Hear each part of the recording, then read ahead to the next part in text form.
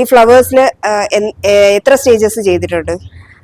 എനിക്ക് തോന്നുന്നൊരു 8 പ്രാവശ്യം ഞാൻ കോമഡി ഉത്സവത്തിൽ പോയിട്ടുണ്ട്. ഓക്കെ, ഒരുപാട് സ്റ്റേജ് ഷോസ് കാര്യങ്ങളൊക്കെ ചെയ്തിട്ടില്ലേ? അതെ.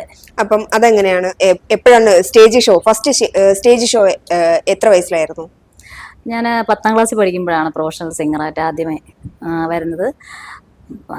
പ്രൊഫഷണൽ സിംഗറായിട്ട് 10ാം ക്ലാസ്സിലാണെങ്കിലും 8ാം ക്ലാസ് മുതലേ ഭക്തിഗാനമേള തുടങ്ങിയ എല്ലാ വേദികളിലും ഞാൻ ഉണ്ടായിരുന്നു. പ്രൊഫഷണൽ സിംഗറായിട്ട് 10ാം ക്ലാസ് മുതലാണ് ഇന്നലെ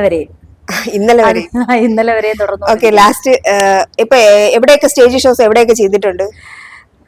ഞാൻ സ്റ്റേജ് ഷോ കേരളത്തില് എല്ലാ സ്ഥലത്തും ചെയ്തിട്ടുണ്ട്. ചെയ്യണമല്ലോ, ഇത്രയും വർഷത്തെ എക്സ്പീരിയൻസ് ഉള്ളതല്ലേ. പുറത്തോട്ട് ഗൾഫ് ഷോ, ബഹ്റൈൻ, കുവൈറ്റ്, എല്ലായിടത്തും, മലേഷ്യ, സിംഗപ്പൂർ, എല്ലാം നല്ല പ്രോഗ്രാംസ് ഒക്കെ ചെയ്തിട്ടുണ്ട്. Okay okay okay. Troupe means ഒരു ടീം കാണുമല്ലോ? അതെ അതെ അതെ. ഏത് ടീമാണ്?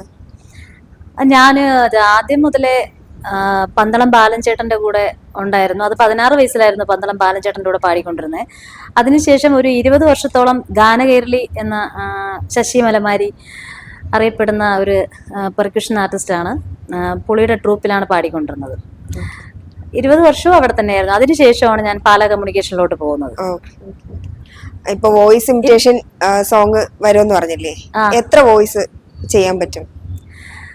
വോയിസ് ഇമിറ്റേഷൻ കുറെ ചെയ്തിട്ടുണ്ട്. പക്ഷെ ഏറ്റവും കൂടുതൽ ക്ലിക്കായത് അനുരാധ ശ്രീറാം, ബോംബെ ജയശ്രീ, പിന്നെ ഇളയരാജ സാറിന്റെ മകൾ ഭവതരണി, ഇവരുടെ വോയിസ് ആണ് കൂടുതൽ ക്ലിക്കായെന്ന് പറയാം. ഒരുപാട് ആൽബം സോങ്സ് ഒക്കെ പാടിയിട്ടില്ലേ? പാടിയിട്ടുണ്ട്. നമുക്ക് സ്വന്തമായിട്ട് എഴുതി പാടാറുണ്ടോ? അതെൻ്റെ ഒരു വലിയൊരു ആഗ്രഹമായിരുന്നു. അതൊരു ഓണത്തിന് അങ്ങ് സംഭവിച്ചു. ഒരുപാട് ബുദ്ധിമുട്ടി ഞാനൊരു പാട്ട് ചെയ്തായിരുന്നു. എൻ്റെ സ്വന്തം വരി തന്നെ, ചിങ്ങമീ നാളിൽ എന്ന് തുടങ്ങുന്ന മലമാരി ശശിചേട്ടൻ ഓർക്കസ്ട്രേഷൻ ചെയ്ത ഒരു പാട്ട് ഇറങ്ങിയായിരുന്നു.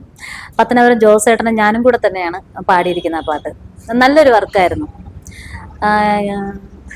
പിന്നെ ഇനി വേറൊരു വർക്ക് കൂടെ ചെയ്തിട്ടുണ്ടായിരുന്നു.